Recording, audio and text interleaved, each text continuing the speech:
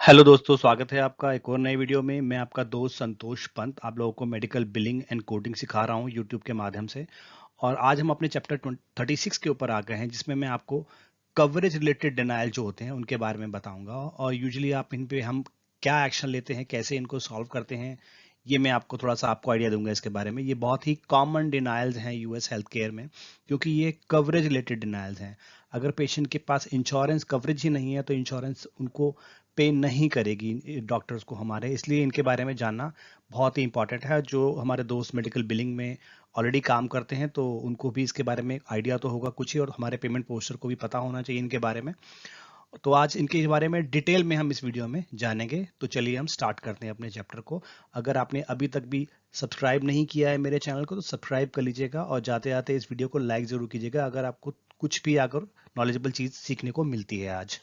तो दोस्तों चलते हैं अपने चैप्टर की तरफ। तो जो हमारे ये कवरेज रिलेटेड डिनायल्स आते हैं, इनमें जो डिनायल कोड आते हैं वो PR26 PR27 आते हैं। दोनों के अंदर थोड़ा डिफरेंस है, दोनों ही कवरेज रिलेटेड डिनायल है, लेकिन स्लाइट डिफरेंस है, उसके बारे में आपको बताऊंगा मैं। PR दैट मीन्स की पेशेंट रिस्पॉन्सिबिलिटी। 26 27 ये एक हमने कोड असाइन किए हुए हैं डिनायल्स को। कई बार ये CO से भी आ सकते हैं, CO26 CO27, इसको कॉन्ट्रैक्चुअल ऑब्लिगेशन कहते हैं। तो चलिए इसके बारे में डिटेल से जानते हैं डिटेल में।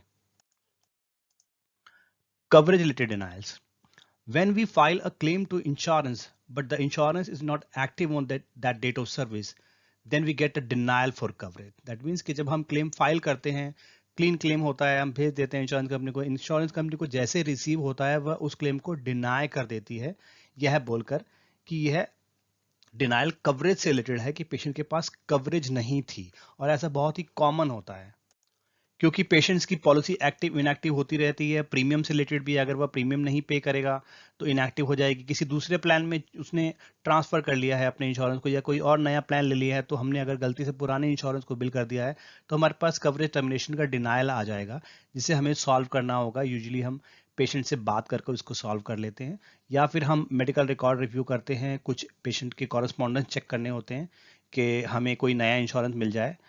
तो या फिर हम कई बार इंश्योरेंस कंपनी को डायरेक्टली कॉल करके ही पूछ सकते हैं, उनके पास इंफॉर्मेशन होती है कि पेशेंट कौन सी इंश्योरेंस चेंज कर ली है पेशेंट ने, तो यूजुअली सॉल्व हो जाते हैं इस तरीके से। These denials can be solved by talking to the patients or little research in our system or correspondence with the patients, जैसे कि मैंने आपको बताया। इंश्योरेंस कंपनी जैसे कि मेडिकेयर है, मेडिकेयर का अगर हमारे पास डिनायल आ जाता है तो मेडिकेयर की अगर हम पोर्टल में जाके चेक करते हैं तो यूजुअली वह बता देता है कि पेशेंट्स के पास कौन सी इंश्योरेंस अभी आ गई है, उसने चेंज कर ली है। या आप प्रीवियस टर्मिनेटेड इंश्योरेंस को भी बात करते हैं तो कई बार आपको वो बता देते हैं कि हमारा प्लान इसका कवर चेंज हो गया है और अब पेशेंट्स ने दूसरा इंश्योरेंस ले लिया है। कई बार वो हमें नाम बता देते हैं, आईडी हमको खुद सर्च करनी पड़ती है।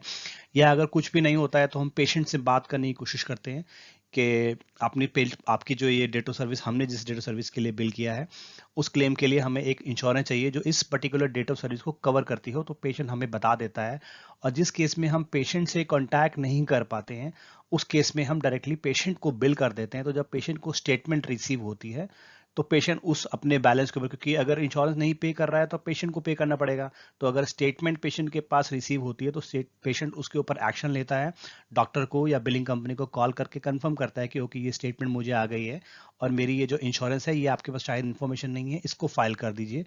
और ये बहुत ही यूजुअल बेसिक प्रोसेस है, ये होता है हमारे मेडिकल बिलिंग में।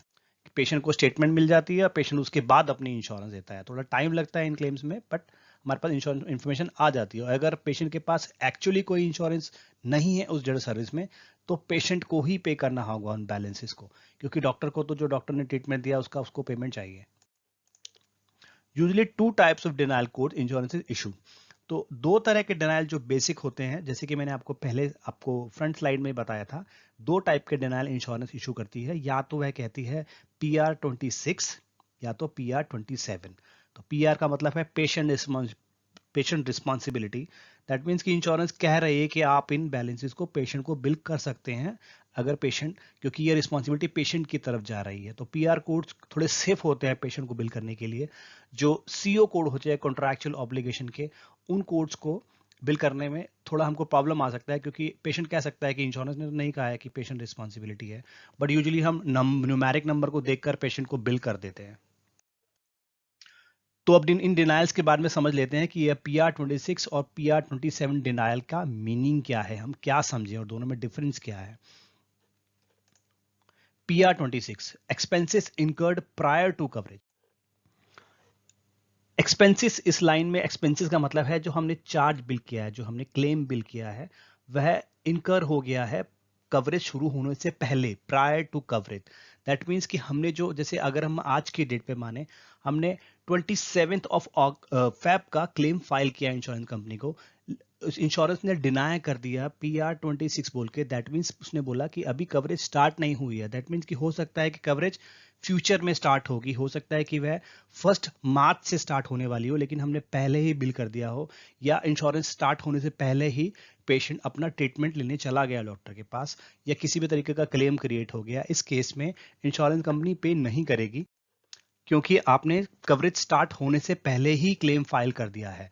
This denial occur when claim filed before the coverage start. Coverage start होने से पहले अगर हमने बिल किया है, इस केस में भी इसको कवरेज रिलेटेड डिनायल ही कहा जाएगा, but the differentiation is that कि कवरेज स्टार्ट ही नहीं हुई है अभी। फॉर एग्जाम्पल, एक एग्जाम्पल मैंने बताया गया है कि जैसे कि क्लेम फाइल किया है 15 मार्च को 2022, बट कवरेज स्टार्ट फ्रॉम 16 मार्च, मतलब एक दिन का डिफरेंस हो गया। यूजुअली एक दिन नहीं होता है, हो सकता है 15 दिन का हो, 30 दिन का हो, तो इस तरीके से डिफरेंस हो सकता है। तो अगर आपने 15 तारीख को क्लेम बिल कर दिया है और कवरेज उसके बाद शुरू होनी है, तो आपका क्लेम PR26 बोलकर डिनायल हो जाएगा। इस केस में भी आपको या तो पेशेंट को बिल करना होगा या पेशेंट से बात करनी होगी उसका इंश्योरेंस का एक्चुअल एक्टिवेशन डेट कंफर्म करने के लिए। यूजुअली अगर आपके सिस्टम में क्लेम है, आपने उसको फाइल किया है, तो आप जब उसके पोर्टल पे जाएंगे तो आपको एक्टिव डेट बता देगा कि उस इंश्योरेंस कंपनी इंश्योरेंस का प्लान कब से एक्टिव हुआ है, तो आपको एग्जैक्ट डेट पता चल जाएगी। उस केस में आप पेशेंट को बिल कर सकते हैं ये बता करके आपने क्लेम आपने पहले ले लिया आपकी कवरेज स्टार्ट होने से पहले, और पेशेंट पे करेगा इस क्लेम को। जो दूसरा डिनायल है वो है PR27 expenses incurred after coverage terminated.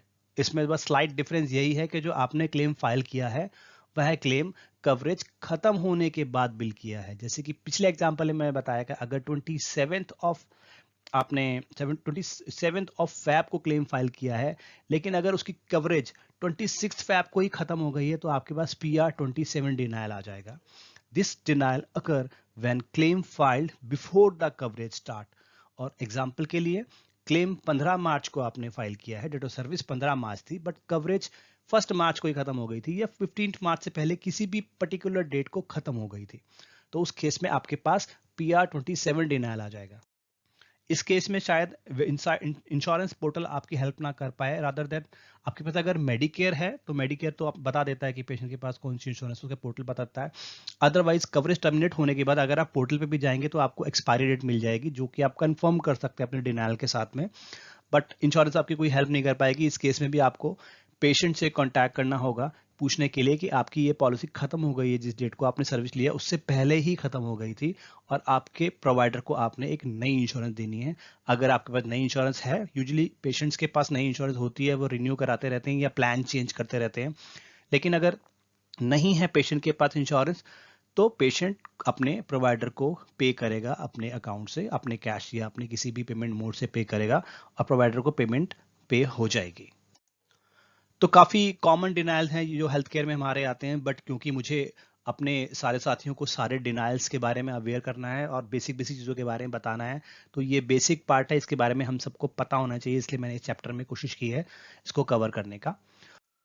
तो दोस्तों आज के लिए इतना ही बहुत है। मैं अब आपको एक और नए चैप्टर में आपको कुछ और अच्छी बातें, कुछ नॉलेज की बातें मेडिकल बिलिंग प्रोसेस के बारे में बताऊंगा। इसके लिए जुड़े रहिए मेरे चैनल के साथ में, और अब हम मिलेंगे आपको नए वीडियो में। थैंक यू दोस्तों, बाय बाय।